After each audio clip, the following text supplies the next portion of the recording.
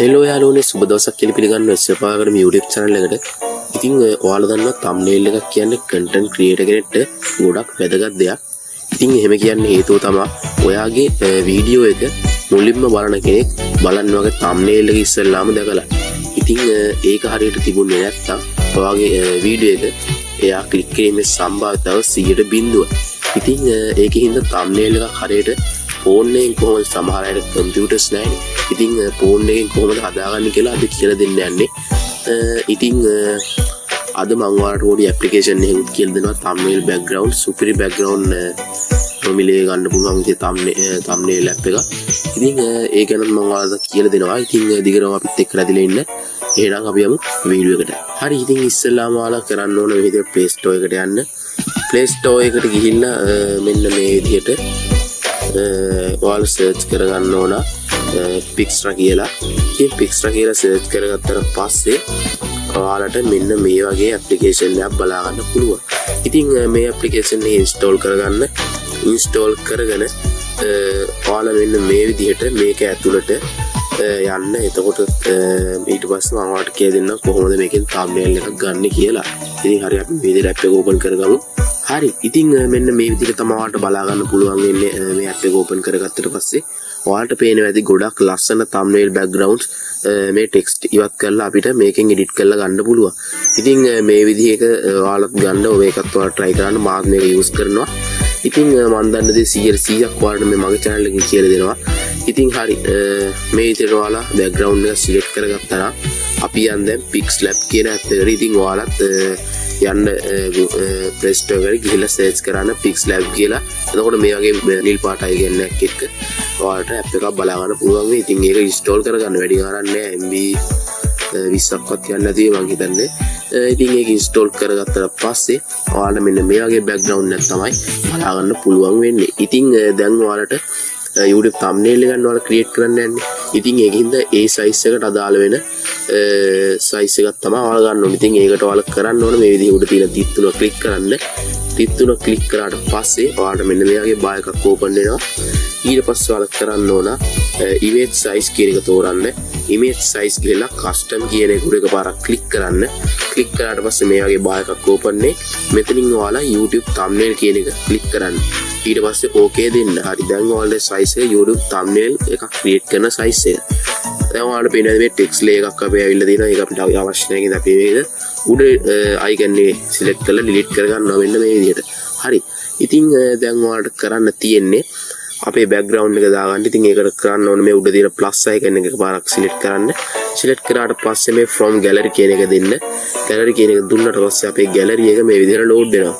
ඉතින් දැන් ඔයාලට කරන්න තියෙන වගේ background එක select කරගෙන මෙතනින් හරි ලකුණ දෙන එක. හරි ලකුණ දීලා මේ විදිහට ඔයාලට අවශ්‍ය විදිහට මේ background එක ඇදලා adjust කරගන්න පුළුවන් ඔයාලට.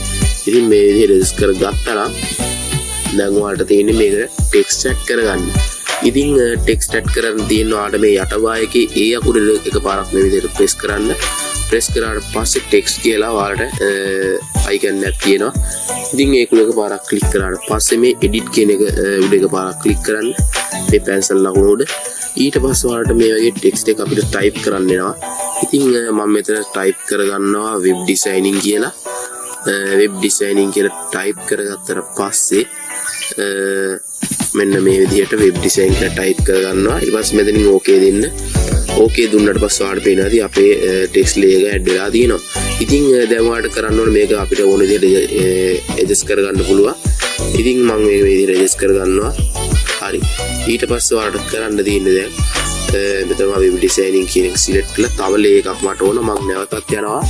ඔයාලා අනිවාර්යෙන් මතක තියාගන්න මේ මේකම select වෙලා තියෙනවා නම් background එක select කරලා යන්න. නැත්තම් අර ලේකමයි අපිට edit කරන්න එන්නේ. ඉතින් මේ විදිහට background එක select කරලා නැවතත් text කියන එක උඩ එකපාරක් click කරන්න. ඊට නැවතත් edit යන්න. edit ගියාට පස්සේ දැන් ඔයාලට තියෙන්නේ ඔයාලගේ අනිත් layer එක type කරගන්න. ඉතින් මම මෙතන type කරගන්නවා web designing ඉගෙන ගමු කියලා. ඉතින් මේ විදිහට ඉගෙන ගමු කියලා type කරගෙන okay දෙනවා. okay දුන්නට පස්සේ මම නැවතත් මගේ මේ ෆෝන් එකට මේක adjust කරගන්නවා. ඉතින් adjust කරගත්තට පස්සේ මෙන්න මේ විදිහට තමයි බලා ගන්න පුළුවන් වෙන්නේ. ඉතින් web designing කියන එක ඔයාලට පේනවාද පොඩ්ඩක් අකුරු හීනි වැඩි මම ඒක ලොකු කරගන්න ඕන. ඉතින් ඒකට මට කරන්න තියෙන මේ විදිහට මේ මේ කුඩ එක පාරක් ටච් කරාම ලේ කුඩ එක පාරක් ටච් කරලා මෙන්න මේ විදිහට මෙතනින් වම් පැත්තට යන්න. වම් පැත්තට ගියාට පස්සේ මේ AB font කියන එක ඔයාලගේ පාරක් ක්ලික් කරන්න.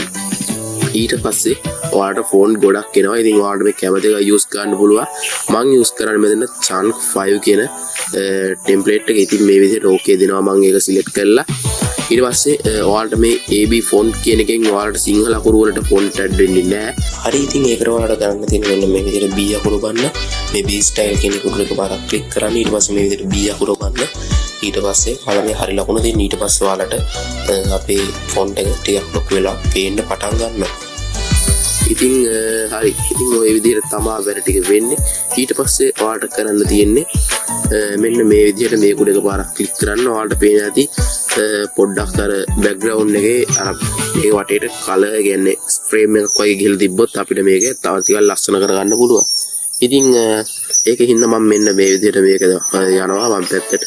ඊට පස්සේ ඔයාලා ගියාට පස්සේ මෙන්න මේ විදිහට ස්ට්‍රෝක් කියලා එකක් තියෙනවා. ඉතින් ස්ට්‍රෝක් කියන කුලක පාරක් ක්ලික් කරන්න මෙන්න මේ විදිහට. ඊට පස්සේ මේක එනබල් කරගන්න. එනබල් කරගෙන මෙන්න මේ විදිහට ඔයාලට පේනවා ඇති ටිකක් නිකන් අකුරු වටේට පොඩි ඩිසයින් එකක් වගේ ගියා. ඉතින් මේකටත් අපි එහෙම කරගමු. නැවතත් ස්ට්‍රෝක් එක. ස්ට්‍රෝක් ගියාට පස්සේ මේක පොඩ්ඩක් තව ටිකක් ලොක් කරගමු. ඔයාලට පේනද මේකෙත් අකුරු වටේට පොඩි ඩිසයින් එකක් ගියා. ඉතින් ඔයාලට ඕන නම් මේකෙන්ම ක්‍රියේට් කරගන්න පුළුවන් ඉමේජ් බෑග්ග්‍රවුන්ඩ්. ඉතින් ඔයාලට කරන්න තියෙන්නේ මේ කොටු දෙක උඩ එක පාරක් ක්ලික් කරන්න. ඊට පස්සේ මෙන්න මේ විදිහට වම් පැත්තට යන්න. ඊට පස්සේ මේ ඉමේජ් කියන උඩ එක පාරක් ක්ලික් කරන්න. ඔයාලට පේන ලස්සන බෑග්ග්‍රවුන්ඩ් මේකේ තියෙනවා. ඉතින් මේ ඕන එකක් ඔයාලට ඇඩ් කරගන්න පුළුවන්. ඉතින් මේකට ඇඩ් වෙන්නේ නැහැ. මොකද මම ඉමේජ් එකක් පාවිච්චි කරලා තියෙන දැනටම. ඉතින් ඔයාලට පුළුවන් ඒක යූස් කරන්න. හරි. ඉතින් ওই විදිහට තමයි වැඩ ටික වෙන්නේ. ඊට පස්සේ ඔයාලට පුළුවන් තව මේකට මේ අකුරු වලට සයිස් එක වෙනස් කරන්න පුළුවන්, කලර් දාන්න පුළුවන්. තව මෙන්න මේකෙන් අපිට මේ ලස්සන කලර්ස් ඇඩ් වෙනවා. ඉතින් ඒ වගේ ඒවා කරන්න පුළුවන්. මේ අකුරු ටිකක් අර පේන්නේ නැති සීන් එකට හදා ගන්න පුළුවන් මේක එනබල් කරලා.